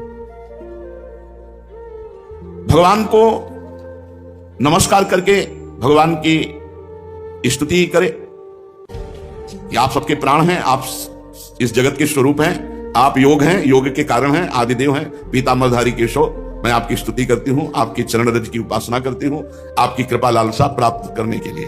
फिर गंधमाला आदि से भगवान का पूजन करें और दूध से भगवान की मूर्ति का स्नान करावे। इसके बाद वस्त्र, यज्ञोपवीत, आभूषण, जो व्यवस्था है, 12 मंत्र से भगवान का पूजन करें और दूध में पकाए हुए घी और गुड़ और साली के चावल से 12 मंत्र से हवन करे। कुछ नैवेद्य भोग लगावे, सबको बांट दे, जरा सा स्वयं पाले, भगवान को आचमन करावे। फिर तांबूल पान का बीड़ा और 108 बार 12 मंत्र का जप करे।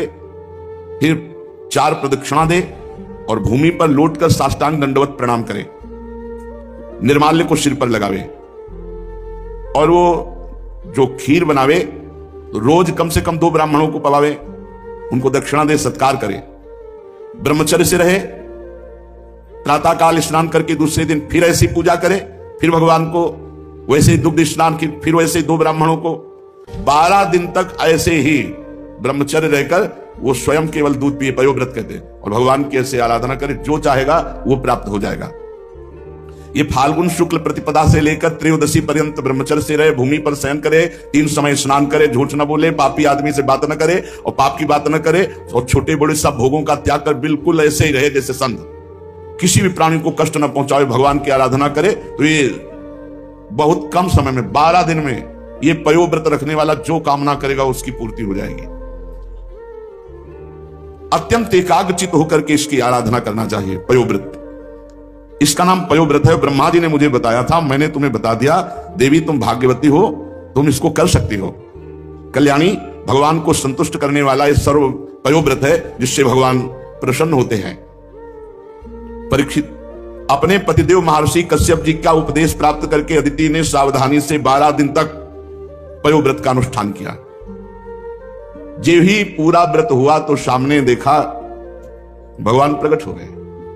अच्छा, भगवान जब प्रकट हुए तो चाहे देवकी वसुदेव जी के सामने या यहां इस समय अवतार ले रहे हैं तो पहले चतुर्भुज रूप में प्रकट होते हैं और फिर भगवान जो अवतार लेना चाहते वो रूप धारण करते हैं। तो यहां भी शंख चक्र गदा पद्म धारण किए हुए सामने प्रकट हो गए। अदिति जी तो विकल हो गई और प्रेम विवल होकर पृथ्वी पर लौटकर साष्टांग दंडवत प्रणाम किया।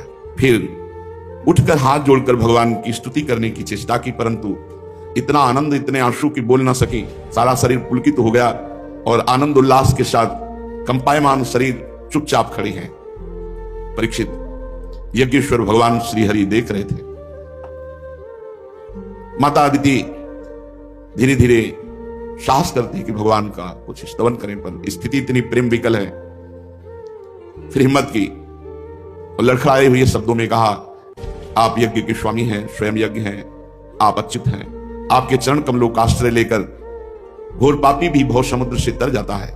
आपके नाम का कीर्तन, नाम का श्रवण ये संसार से तारने वाला है। आपके नामों के श्रवण मात्र से परम कल्याण हो जाता है। हे आदि पुरुष, हम आपकी शरण में हैं। सारी विपत्तियों का आप नाश करने वाले हैं। हे स्वामी, आप हमारा कल्याण कीजिए। भगवान ने कहा, देवताओं की जननी, मैं तुम्हारी अभिलाषा को जानता हूं। शत्रुओं ने तुम्हारे पुत्रों की संपत्ति छीन ली है, स्वर्ग से खदेड़ दिया है। तुम चाहती हो कि युद्ध में तुम्हारे पुत्र उन्मत्त वाले बलि असुरों को जीतकर विजय लक्ष्मी प्राप्त करें, इसलिए तो आराधना किया है ना। तुम्हारे पुत्र धन समृद्धि से युक्त हो जाएं और जैसे विराजमान थे पहले स्वर्ग में वैसे ही आनंद हो जाए। तो देवी, ये तो नहीं हो सकता। असुर सेनापतियों को जीता नहीं जा सकता, ऐसा मेरा निश्चय है, क्योंकि ईश्वर और गुरु उनके अनुकूल हैं। लड़ाई नहीं की जा सकती, पर मुझे प्रसन्न कर लेना व्यर्थ भी नहीं जाता। इसलिए मैं तुम्हारे लिए तुम्हारा पुत्र बनकर जाऊंगा और जाकर के उनसे मांगूंगा। अंदर से देखो, जो काम के गुलाम हैं, अंदर से देखो कैसा ये नचनी नाच नचाता है, कैसा ये तिरस्कार करता है, पागल श्वान की भांति घुमाता है। गोस्वामी तुलसीदास जी ने लिखा, पद सिर त्राण बजे, जूते पड़ते हैं सिर पे, फिर भी इसको समझ में नहीं आता। ये काम क्रोध लोभ मोह मद मत्सर, ये दुर्गति की हुई जीव की है, फिर भी इसको समझ में नहीं आता। सिर पद त्राण बजे, हरिजु मेरो मन हठ न तजे। इन भोगों ने कितना तुम्हारा अपमान किया, तो स्वतंत्र विनाशी कितना परास्त हो गया। कामी पुरुष चरणों में झुकता है सिर्फ काम संयोग के लिए, कसम खाता है कि आपके सिवा मैं किसी से क्या क्या दैन्यता, अगर ऐसी दैन्यता गुरुदेव से कर देता तो परब्रह्म की प्राप्ति हो जाती। आप बोलो, आप कहो तो अभी प्राण त्याग दे, आप बोलो अभी प्राण त्याग दे। त्याग देते हैं क्या क्या। इस काम ने नचनी नाच नचा रखा है त्रिभुवन में। श्रीपाद कह रहे बहुत धैर्य पूर्वक, हे सखे, हे प्रिय मित्र, तुम्हें नहीं दिखाई दे रहा, मुझे दिखाई दे रहा है, क्योंकि त्रिकालज्ञ है, तीनों कालों का ज्ञान है। कह रहे तुमने कितने नरक भोगे तुम्हें पता नहीं। जैसे मां के गर्भ में रहे तो क्या पता हमें कैसा कष्ट था, कोई याद नहीं है। ऐसे कितनी बार तुम स्वर्ग गए तुम्हें पता नहीं। अर्थात स्वर्गिक सुख, नारकिक दुख, इनको तुम बहुत भोगे हो। इन काम क्रोध आदि दुश्मनों ने कितना तुम्हारा तिरस्कार किया। धिक्कार है, धिक्कार है। बहुत बहुत विचित्र दशा है। महाराज पुररवा का वैराग्य एकादश स्कंद में लिखा हुआ पढ़ना चाहिए। और महाभारत में हमने पढ़ा पुररवा जी की दशा, पागलों जैसे उर्वशी के प्यार में डूब। ऐसी स्थिति के प्राण निकल जाएंगे जब उर्वशी अंतर ध्यान हो गई। पागलों जैसे चक्रवर्ती सम्राट महाराज पुररवा, बस जैसे कोई विरही, हा प्रियालाल, हा प्रियालाल, ऐसी दशा। ये दशा देखकर देवी उर्वशी पुनः प्रकट हुई। जे हुई प्रकट हुई तो जैसे मृत को कोई संजीवनी पिला दे, ऐसे हा उर्वशी, उर्वशी। बस आप जानते हो मैं किसी की नहीं होती, मैं केवल पुण्यात्मा के पुण्यों का भोग प्रदान करने के लिए जाती हूं। मैं दयावश आई हूं तुम्हारी दशा देखकर, मैं किसी की नहीं हूं। मैं तो आदेश से आती हूं उसके पुण्यों के प्रताप का भोग करवाने के लिए। तुम्हारे पुण्य क्षीण हो गए, अब मैं तुम्हें स्पर्श करने का भी अधिकार नहीं दे सकती, और तुम मेरा वियोग छोड़ो, मैं किसी की नहीं हूं। अंतर्ध्यान। तब उनको जो झटका लगा, वैराग्य आया, तो उनका धिक्कार है मुझको। भगवान बड़ी कृपा करते हैं, जब सांसारिक प्यार में ठोकर दे, बड़ी कृपा होती है उनकी। जिनको थोड़ा भी धर्म का ज्ञान है, उनका रास्ता प्रभु की तरफ खुल जाता है। जैसे चिंतामणि ने ठोकर लगाई तो बिल्व मंगलाचार्य बन गए। ठोकर लगनी आवश्यक होती है। बहुत द्रवित हृदय होता है आशिकों का। वही आशिकी अगर मुड़कर हरि की तरफ लग जाए, परमानंद की प्राप्ति हो जाए। पूज्य जीव गोस्वामी जी से जब कोई दीक्षा लेने जाता था तो ये पूछते थे, तुम्हारा मन कहां आसक्त है? कहते स्त्री में। ठीक है, काम हो जाएगा। मंत्र दे, तुम्हारा मन? बोले पुत्र में। हाँ ठीक। एक आए धनी, कुछ भेंट रखी और कहा शिष्य बनना चाहे। तुम्हारा मन कहां है? बोले किसी में आसक्त नहीं। बोले हमारे लायक नहीं हो, काशी जाओ, वहां किसी ज्ञानी की शरण लो। हमें तो आशिक चाहिए, मोड़ना है। आसक्ति को मोड़ दिया। जो पत्नी में है, पुत्र में है, मां में है, पिता में है, शरीर में है, भोगों में है, वैसी थोड़ा प्रभु में हो जाए, निहाल हो जाए जीव। कहते तुम जरा सोचो, सब बैठे हो, सोचो जरा कैसा तिरस्कार करते हैं काम क्रोध लोभ आदि। आप गिड़गिड़ाते हैं, आप चरणों में गिरते हैं, और वो रौंदता है काम। वो तुम्हारे तनिक भी सम्मान की बात नहीं देखता। वो तुम्हें बार बार गिराता है, बार बार पतित करता है। तुम्हें कभी इस विषय में अहम जागृत नहीं होता कि मेरी कितनी दुर्गति हो रही, मैं कितना नीचे गिरता जा रहा हूं, मैं कितना नीच हो चुका हूं। कभी इसमें अहम जागृत करो कि आए काम तूने बहुत परास्त किया, अब मर चाहे जाऊं तुझे स्वीकार नहीं करूंगा।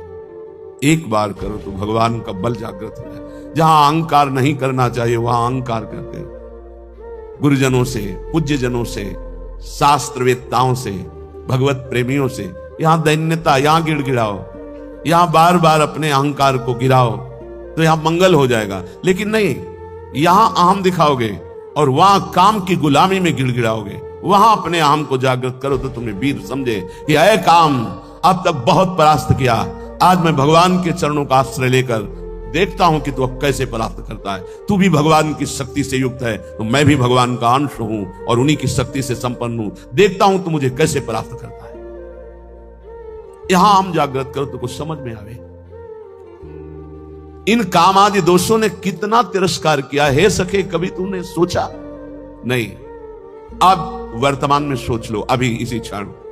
ये मानव देह इन विकारों पर विजय प्राप्त करके भगवत आनंद में डूबने के लिए मिला है। इसलिए हे सखे, मत सुख की लालसा से इन काम आदि की गुलामी करो।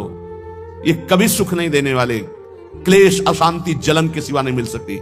लिख लो कागज में या दिमाग में लिख लो, भोगी पुरुष को केवल अशांति, क्लेश, हीनता, भय और असत विचार, यही उसके बढ़ते चले जाते हैं। व्यर्थ की सोच, व्यर्थ की सोच। ओवर थिंकिंग, ये पूछ रहे थे कि ये ओवर थिंकिंग कैसे जाएगी भगवान के आश्रित होकर नाम जपने से, ये कामादि दोषों की गुलामी से, ये व्यर्थ चिंतन, इसे हिंदी भाषा में व्यर्थ चिंतन, वही तुम व्यर्थ का चिंतन करते हुए भयावह अंदर वृत्ति जागृत, घबराहट होना, चिंता होना, शोक होना, ये अपने आप बढ़ते जाएंगे, क्योंकि तुमने असत भोगों का दासत्व स्वीकार। ये कभी अहंकार जागृत करो, हम कहते हैं जागृत करो, घमंड करो इस बात का कि हम प्रियाजू के हैं, हम प्रभु के हैं, अब तुम विकार मुझे कैसे प्राप्त कर। नहीं, गुरुजनों से आंख टेढ़ी करके देख सकते हो, लेकिन विकारों से नहीं। ये आप अंदर देख लो, बैठे हो अपने सब, जैसा वो कहेंगे वैसे ही तुम्हें घुटने टेकने होंगे, वहां अहंकार तुम्हारा नहीं दिखाई देता है। बहुत हुआ, आप नहीं, कभी ऐसा नहीं सोचते हो। अगर सोचोगे भी तो एक ही धोबिया पछाड़ मारेगा, काम की मुंह भरा गिर जाओगे। अगर बचना है तो हरिनाम बल, राधा राधा राधा राधा और महापुरुषों के चरणों का आश्रय करे। परम सार श्री वृंदावन में आ जाओ, रसिकों का संग करो, नाम बल जागृत करो और इन विकारों की गुलामी से मुक्त हो जाओ। बहुत बार स्वर्ग भोगे हो, बहुत बार नरक भोगे हो। कहे कि अंतो ब्रह्मेंदाद्यतुल सुख भोगाश्चन कृता, तुमने ब्रह्म सुख, ब्रह्मा का सुख, इंद्र का सुख, देव सुख सब भोगे। वो अनादौ संसारे कति नरक भोगा न विहिता, ये अनादि है, कब से हुआ कोई पता नहीं, कितनी बार नरक भोगा तुमने। अभी भोगों का तिरस्कार सह रहे हो, काम क्रोधादि की गुलामी में फंसे हो। अरे जागृत हो, तू अविनाशी का बच्चा है, तुझे कोई नहीं परास्त कर सकता। शरीर भाव में आने के कारण तेरी दुर्गति हो गई। उठ, अपने स्वरूप को जान, इसीलिए मानव देह मिली है। श्री वृंदावन वासी पाद रजसा सर्वांगमा गुंठयन, श्री वृंदावन में कमुज्ज्वल तमम पश्यन् समस्तोपरि, श्री वृंदावन माधुरी भिरनिशम श्री राधिका कृष्णयो, रप्यावेश मनुस्मरन् दिवस श्रीधाम वृंदावनम। कैसे शरीर पावन हो, मन पावन हो, मेरा पवित्र हम कैसे हो जो मैं निर्विकार हो जाऊं। कह रहे जो वृंदावन के प्रेमी रसिक जन हैं, ब्रजवासी जन हैं, इनकी चरण धूलि में लौट जाओ, इनकी चरण रज रोज शरीर पे लगा। श्री वृंदावन वासी पाद रजसा सर्वांगमा गुंठन, बहुत बड़ी वस्तु है ये वही पकड़ सकता है जिस पर श्री जी की अहेतु की कृपा है। भरत जी जो जड़ भरत जी के रूप में है, उन्होंने यही कहा, बिना महत्पाद रजोभिषेकों, बिना महापुरुषों की चरण रज से अभिषिक्त हुए ये ब्रह्म बोध नहीं प्राप्त होता। प्रहलाद जी ने भी कहा, जब तक अकिंचन भगवत प्रेमी महात्माओं की चरण रज में अभिषेक नहीं होगा, तब तक मेरी जैसी मति है ऐसी हरि में नहीं होगी। नैषाम मति स्तावद्रुप क्रमांग। यहां श्रीपाद कह रहे हैं, काम क्रोधादि पर विजय प्राप्त करने के लिए, समस्त भोगों पर विजय प्राप्त करने के लिए, समस्त दोषों का तिरस्कार पूर्वक त्याग करने के लिए क्या करो? बोले श्री वृंदावन वास पाद रजसा सर्वांग मा गुंठन। कोई अंग न बकाया रहे, पूरे शरीर में वृंदावन की रज लगाओ। ये चिकनी चमड़ी रजोगुण पैदा करके भोगों में फंसाती है। मान लीजिए हमारी प्रार्थना, जितना शरीर को सुकुमार करोगे, साबुन लगाओगे, चिकना करोगे, उतना ही मन गंदा होगा। लिख लो दिमाग में, शरीर राग त्यागी ही भगवत अनुरागी होता है। इस बार बढ़िया शरीर मिल गया, अगर बढ़िया कार्य नहीं करोगे तो घटिया शरीर मिलेगा। न जाने कितने पशु पक्षियों को क्या क्या पीड़ाएं सहनी पड़ती, क्या क्या कष्ट सहना पड़ता है। कैसे? इसलिए इस मानव देह की चिकनाहट चमड़ी को देखकर गर्व मत करो कि मैं रूपवान हूं या तू रूपवान है। यहाँ कोई रूप नहीं, ये सब मरे हुए रूप है, मृत्यु लोक है इसका नाम। अगर रूप ही देखना है तो ऐसे ऐसे रूप हैं कि बड़े बड़े जितेंद्री मूर्छित हो जाएं देवलोक में, ऐसे रूप हैं। और देवलोक भूलोक रसातल सुनि कवि कुल मति डरिए, सहज माधुरी अंग अंग की कई कासो पट तरिए। देखो माई सुंदरता की सीमा, आओ इधर देखो रूप, लालजू का लावण्य देखो, प्रियाजू का रूप देखो। श्री वृंदावन में कम उज्ज्वल तमम पश्यन समस्तोपरि, पश्यन देख बा माधुर्य रस की वर्षा करने वाले श्री राधिका कृष्ण योग, श्री श्यामा श्याम जहां बेरण कर रहे, इसलिए मेरी बात मानना, वृंदावन की रज को एकत्रित कर लो और स्नान के बाद रोज लगाओ। हमारी ये बात मान लो, ये जब तक रजकण शरीर में नहीं लगेगा तब तक विषयों पर विजय प्राप्त करना बहुत कठिन है। ये सद्यो वशीकरण चूर्ण मनंत शक्तिम तम राधिका चरण रेणु मनुस्मरामी। ये श्री जी की चरण रज, ये श्री जी की रसिकों की चरण रज में अनंत शक्ति है। उसी अनंत शक्ति से हम इन काम आदि दोषों पर विजय प्राप्त कर सकते हैं। इसलिए परिचर चरण सरोजम तद गौर श्याम रसिक दंपत्यो वृंदावन नव कुंजावली सुमहानंग विह्वलयो। यदि तू गौर श्याम चरणारविंद की परिचर्या, उनकी समीपता, उनका दर्शन जो इस संसार रूपी महान ज्वाला से आपको बचा लेगा, गौर श्याम चरणारविंद, यदि ऐसा चाहता है तो नवीन नवीन कुंजों में विहरण करने वाले श्री प्रिया प्रीतम के भाव में जो डूबे हुए रसिक जन है, उनका संग करो, उनकी चरण रज माथे पे लगाओ, उनकी आज्ञा पे रहो। तो परिचर चरण सरोजम, तो उसका परिणाम क्या होगा?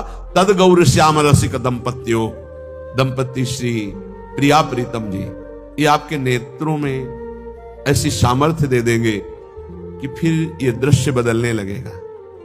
चिदानंद यही वृंदावन है, यही की अद्भुत नौ कुंज, नवीन नवीन लताएं, नवीन नवीन क्रीड़ा परायण श्यामा श्याम, ये आपके नेत्रों में झलकने लगेंगे। जब हम भगवत प्रेमी महात्माओं का संग करते हैं तो हमारे अंदर ये 8 पुष्प जागृत होते हैं, जिन 8 पुष्पों से आराध्य देव प्रसन्न होते हैं। अगर ये 8 पुष्प नहीं तो आपकी पूजा अधूरी मानी जाएगी।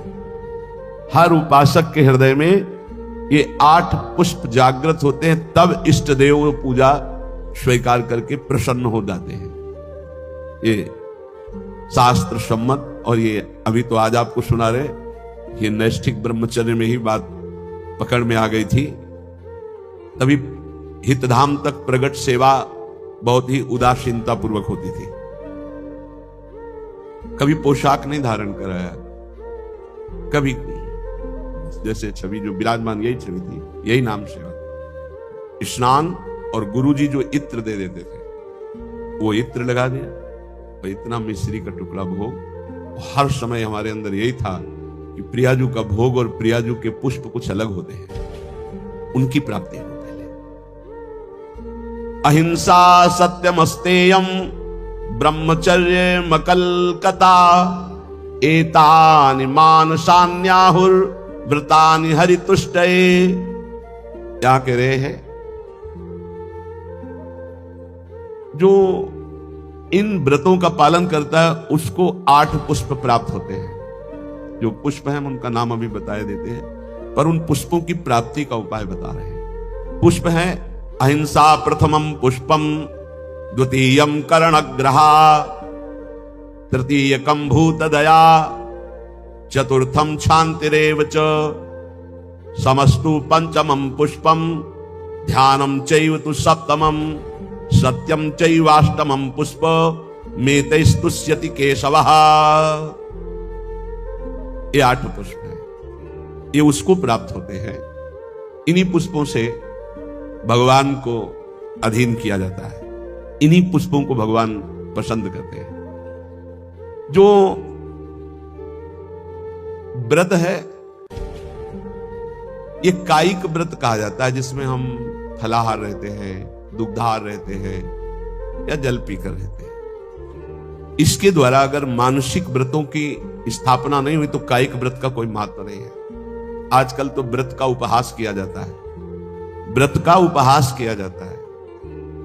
आप ऐसे ऐसे भोग सामग्रियां की जो प्रायः रोज नहीं पाई जाती, वो व्रत में पाई जाती है। सवा के चावल की खीर हम रहे, हमने देखा है, बढ़िया मेवा डालकर सवा के चावल की खीर, कूटू की पूड़ी और बढ़िया सब्जी, घिया आलू, ऐसे सेंधा नमक घी से बढ़िया पकी हुई, क्योंकि आज फलाहार पाना है, सिंघाड़े का हलवा, ऐसे विविध प्रकार के काय को उपहास कर रहे हो, ये व्रत है? एक दिन में मर जाओगे, कूटू और सिंघाड़ा और दुनिया की चीजें इकट्ठा कर रहे हो। अगर कोई कायिक व्रत रहना है तो उसका फल है मानसिक व्रतों की प्राप्ति होनी। देखो सिद्धांत को समझना, केवल कायिक व्रत रहकर जबान की वृत्तियों का पोषण कर रहे हो, इतने इतने पदार्थ मिलते हैं, आप खरीद ला सकते हैं। एकादशी हो आप खरीद लाइए जाकर के, हजारों रुपया लगाकर आप भोग सामग्री, इतनी जो शायद है कि व्रत में जो नहीं रहते वो उतना नहीं पाते होंगे। हम कायिक व्रत का उपहास करते हैं। कायिक व्रत तभी माना जाएगा जब एक भुगतो, एक बार केवल, वो भी बहुत अल्पा। अगर जल से काम चल जाता है तो जल ले लीजिए, जिससे आप एकादशी व्रत रहते हैं। धन्यवाद, बहुत बड़ी बात है, बढ़िया है। इन व्रतों का फल है मानसिक व्रतों में पहुंचना। अगर आपके अंदर ये मानसिक व्रत जागृत नहीं होते तो आपका कायिक व्रत सफल नहीं हुआ। और मानसिक व्रतों से इन अष्ट पुष्पों की प्राप्ति होती है। इन अष्ट पुष्पों की आराधना से भगवत प्राप्ति होती है। सिद्धांत को समझना, सिद्धांत को अगर नहीं समझोगे तो बाहरी तुम्हारी वृत्ति मान्यता की बनी रहेगी। इसलिए हमारी बाहरी मान्यता नहीं है। हम खास बात ये नहीं समझते कि आप बहुत विदेशी फूलों के बहुत, हमारा इस पे ज्यादा धन है तो उसका सदुपयोग हो रहा है, लेकिन इससे भगवत प्राप्ति नहीं होने वाली, ध्यान रखना। ये बिल्कुल सिद्धांत पर, इसीलिए हम उदासीन रहते थे। ये तो श्री जी की इच्छा, ऐसा नहीं, हमारा उदासीन स्वभाव था। प्राय ऐसा माना जाता था कि सन्यास मार्ग से आए इसलिए इनकी सेवा में रुचि नहीं है। लेकिन आपको सच्ची कहते हैं, हमारी सेवा में भावात्मक रुचि थी। प्रगट में वस्तुएं नहीं, लेकिन हम जानते हैं गुरु कृपा से कि किन वस्तुओं से हमारी लाडली जो प्रसन्न होती है। ये मानसिक व्रत आने ही चाहिए कायिक व्रत से। अगर मानसिक व्रत नहीं आए तो कायिक व्रत का कोई महत्व नहीं रहा। इसीलिए साधन विविध सकाममति सब स्वार्थ सकल सबे जो अनीति, ज्ञान ध्यान व्रत कर्म जिते सब काहू में नहीं मोहि प्रतीति। हमारा रस सिद्धांत है। ज्ञान ध्यान व्रत कर्म जिते सब काहू में नहीं मोहि प्रतीति। रसिक अनन्य निशान बजायो एक श्याम श्यामा पद प्रीति। श्री हरिवंश चरण निज सेवक विचले नहीं छाणी रस रीति। अहिंसा सत्यमस्तेयम ब्रह्मचर्यम मकल्कता एतानि मासान न्याहुर व्रतान हरितुष्टये। हरितोष व्रत, प्राय इस शब्द को एकादशी से जोड़ा जाता है कि एकादशी हरितोष व्रत है, ऐसा भी माना ये, लेकिन कायिक व्रत है। यहां करें हरितुष्टये, बिल्कुल भगवान को प्रसन्न करने के लिए, जिसमें निश्चित प्रसन्न हो जाएंगे। कायिक व्रत का फल है मानसिक व्रत जागृत होना, मानसिक अहिंसा। वचन से शरीर से किसी को पीड़ा पहुंचाना, ये तो बात दूर रही। मन से भी किसी को पीड़ा दंड देने की बात हम नहीं सोचेंगे। वाणी से तो बोलेंगे ही नहीं, ऐसी वाणी कभी नहीं बोलेंगे किसी को दुख लगे। शरीर से ऐसी कभी चेष्टा नहीं करेंगे किसी की हिंसा हो, किसी को दुख हो। मन से संकल्प प्राय सब लोग कर लेते हैं, भोगे गए नहीं। हमारा मानसिक व्रत खंडन हो जाएगा। ये बहुत बड़ा व्रत है, इससे भगवान की प्राप्ति होती है। अहिंसा परमो तपः, परम तपस्या है, परम व्रत है अहिंसा। मन से, वचन से, शरीर से, किसी भी तरह से किसी को दुख ना पहुंचाना अहिंसा है। हमको कोई दुख पहुंचाता है, हम उसे सह लेते हैं। वो आगे आएगा इसी प्रसंग में। ये बहुत अमृतमय वचन है। यही नैष्ठिक ब्रह्मचर्य में इन्हीं की शिक्षा हुई थी, गुरुजनों से इन्हीं की शिक्षा हुई। इसलिए बाहरी बातों पर हमारा ज्यादा महत्व नहीं रहा कि अमुक वस्तु प्रभु को भोग लगानी है, अमुक वस्तु प्रभु को देनी, इस पर ज्यादा ध्यान नहीं रहा। ध्यान रहा कि प्रभु की प्रसन्नता होती इन आंतरिक महान लक्षणों से। अगर ये लक्षण नहीं होंगे तो बाहरी, फिर तो बड़े बड़े सेठ लोग, धनी मानी लोग प्रभु को रिझा लेंगे ना, क्योंकि उनके पास बहुत सी भोग सामग्री है। लेकिन कभी कदापि ऐसा नहीं पाया गया। प्रभु को रिझाने के लिए यही पाया गया। पहला है मानसिक व्रत अहिंसा, फिर दूसरा है सत्यम। सत्य कौन है? प्रभु सत्य है। भगवान को सत्य नारायण कहा गया। भगवान को सच्चिदानंद रूपाय, सच्चित आनंद रूपाय कहा गया। सत्य है प्रभु। यदि हम प्रभु का नाम जप कर रहे हैं, प्रभु के चरणों का आश्रय लिए हैं, तो हम सत्य का आश्रय लिए हैं, सत्य का जप कर रहे हैं। यदि संतों का संग करें तो सत संग कर रहे हैं। हमारे अंदर सत विचार हैं, हमारी सत क्रियाएं हैं, तो हमारी वाणी भी झूठ नहीं बोलनी चाहिए। सत भाषण है, सत संभाषण है, सत वार्ता है, वो सत है, वो सत्य है। ये मानसिक व्रत हैं। अगर ये व्रत नहीं है तो कायिक व्रत का कोई महत्व नहीं होगा, क्योंकि कायिक व्रत का शारीरिक तप का फल है मानसिक में आना। जैसे प्रगट सेवा का फल है मानसिक सेवा में आना, जैसे देह भाव की क्रियाओं का फल है देह भाव रहित होकर स्वरूप में स्थित होना। ये आंतरिक बातें समझो, सिद्धांत जो परम पद प्राप्ति का है। तीसरा है अस्तेयम, किसी की भी कभी कोई वस्तु ना उठाना, चोरी ना करना। जैसे माना कि मार्ग में तो आपका क्या अधिकार है, आप वैष्णव हैं, बिल्कुल वैसे ही पड़ा रहने दो, या आसपास कोई हो तो अपना उठा लेगा, कोई वहां से निकलेगा पूछेगा तो उसको मिल जाएगा। अगर हम उठा लिया तो हम दूर जा रहे हैं, अब वहां वो लौट के आएगा, वस्तु नहीं मिलेगी, आसपास पूछेगा तो वहां नहीं मिलेगा। हमारा कर्तव्य बनता है हम बिल्कुल उससे निरपेक्ष हो जाएं। अगर हमारी अपेक्षा बनती है तो आसपास जो दुकान है या कोई है तो उसे वहां, अगर कोई नहीं है तो आप वही छोड़ दीजिए, वो लौटेगा तो ले लेगा, नहीं जिसके भाग्य में होगा लेगा, हमारा अधिकार नहीं। पड़ी हुई वस्तु भी हम ना उठाएं। फिर दूसरे की चोरी करना तो हो ही नहीं सकता, चोरी कैसे कर सकता है वैष्णव होकर। अस्तेयम, ए बिल्कुल पकड़ लीजिए, अगर भगवत प्राप्ति करनी है तो कूटू और सिंघाड़ा के आटा से व्रत नहीं होता, ये व्रत होते हैं। ये कह रहे हैं मानसान न्याहुर व्रतानि हरितुष्टये, इन व्रतों से भगवान निश्चित प्रसन्न होकर आपको दर्शन दे देंगे।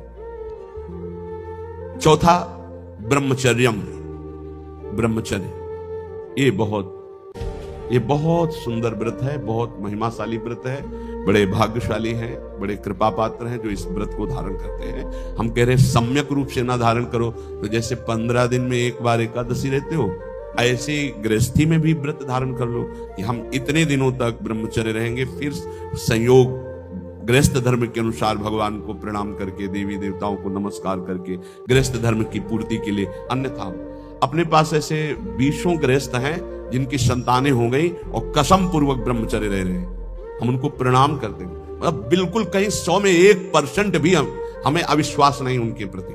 100 में ऐसा हो सकता है कि 90% हम कह सकते हैं, 10%, 1% भी नहीं, क्योंकि उनके आचरण और उनकी निष्ठा और उनका समर्पण बताता है और उनका चेहरा बताता है, उनके नेत्र बताते हैं वो ब्रह्मचर्य से हैं। बच्चे हो गए, समझ में आ गई बात कि अब हमारा उद्देश्य पूरा हुआ, गृहस्थ का परमार्थ का पूरा करते हैं। और नियम पूर्वक 20 परिवार ऐसे हैं, बहुत सुंदर ढंग से चल रहे हैं। बड़ा मुश्किल होता है इस धर्म का पालन, ये जो मानसिक व्रत है बहुत मुश्किल के, और इन्हीं से भगवत प्राप्ति होती है। ब्रह्मचर्य, इसमें महत्व बुद्धि रखने से रहा जा सकता है। ब्रह्मचर्य का महत्व, वीर शक्ति का महत्व जिसके हृदय में जागृत हो गया, चाहे स्त्री शरीर हो चाहे पुरुष शरीर हो, भगवत प्राप्ति के महत्व का प्रकाश इसी ब्रह्मचर्य से होता है। सच्ची मानना, ये जो आपका मन निरुत्साहित हो जाना, शरीर में पीड़ाएं होना, समय से दिनचर्या ना होना, प्रमाद स्थितियों का बढ़ना, कई जगह अंगों में पीड़ाएं होना, ये कई त्रुटियां होती हैं, इससे जो ये परेशानियां आती हैं। अगर ब्रह्मचर्य है तो आप जैसे अग्निमय भूमि पे चलना हो तो कैसे चलेंगे, ऐसी उसकी चाल होने लगती है। इतनी तीव्रता, इतनी उज्जवलता, इतनी उसमें चेतना शक्ति जागृत होती है कि हर काम में उत्साह, रात दिन मेहनत करने पर भी कभी थकान नहीं, नींद ना लेने पर भी प्रमाद आलस्य नहीं। बहुत से महान सद्गुण ब्रह्मचर्य में चले। आज के डॉक्टर जन जो शास्त्र को नहीं जानते, वो कहते हैं ब्रह्मचर्य छीण करो नरक मिलेगा जैसी शिक्षा दोगे। ये प्रश्न उत्तर देने वाला अगर चूक कर जाए तो नरक मिलता है, ध्यान रखना। ऐसा नहीं कि एकांतिक में प्रश्न जो करे उत्तर मनमानी दे दो तो उत्तर देने वाले को नरक मिलेगा, क्योंकि तुमने जो बोला है वो स्वीकार किया जा रहा है समाज में, तो तुमको अगर ज्ञान नहीं तो उत्तर दे दिया तो नरक मिलेगा। ये बिना शास्त्र सम्मत उत्तर देने वाले, इनकी नारकी गतियां होती है। अब आपने शारीरिक संविधान का ज्ञान प्राप्त किया है तो आप भागवतिक संविधान को मानने की चेष्टा करें। आप भागवतिक संविधान का खंडन न करें। आप केवल शरीर के अंगों का ज्ञान प्राप्त किया है कि कौन सा अंग कैसे क्या चलता है, लेकिन ब्रह्मचर्य पर बोलने की सामर्थ्य तुम्हारी नहीं। तुम ब्रह्म के ज्ञाता नहीं हो, तुम शास्त्र के ज्ञाता नहीं हो, तुम डॉक्टर हो केवल अंगों के, शरीर के, बाह्य एक ढांचे के, वो भी सूक्ष्म शरीर के नहीं, केवल स्थूल ढांचे के हो। तो स्थूल ढांचे की आपको सुधार वाली बात बतानी है, कैसे रोग निवृत्ति होती है। ब्रह्मचर्य नाश करना ये तुम कौन से सिद्धांत से बोलते हो? किस सिद्धांत से? छोटे छोटे नवीन अवस्था के बच्चे तुम्हारी बात मान करके और नष्ट होते चले जा रहे हैं। 8-8 बार 10-10 बार वो ऐसी चेष्टाएं करके इस दशा को प्राप्त हो गए कि सामने आके कहते हैं